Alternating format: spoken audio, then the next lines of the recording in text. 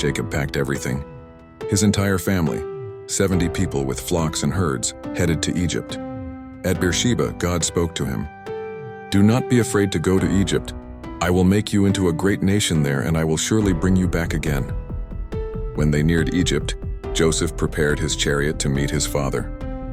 The moment he saw Jacob, Joseph threw his arms around him and wept for a long time.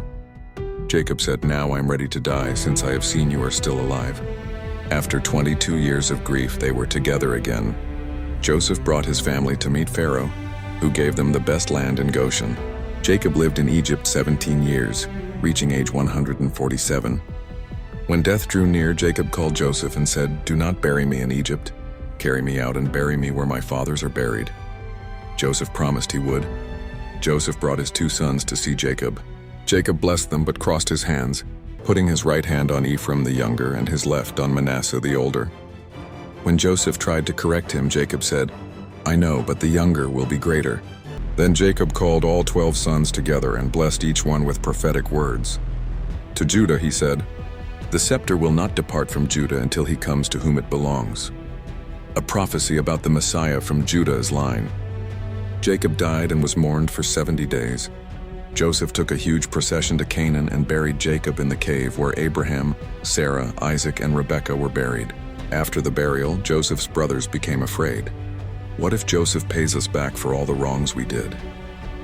They sent a message asking for forgiveness. When the message came, Joseph wept.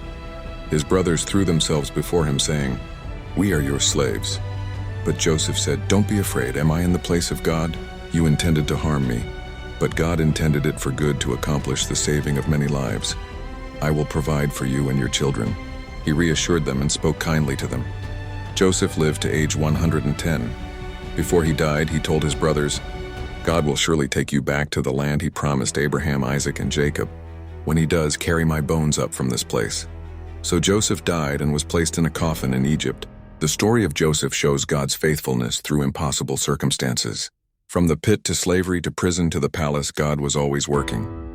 What his brothers meant for evil, God used to save an entire family, the family through which Jesus Christ would eventually come. God's plans are always perfect, even when we can't see them.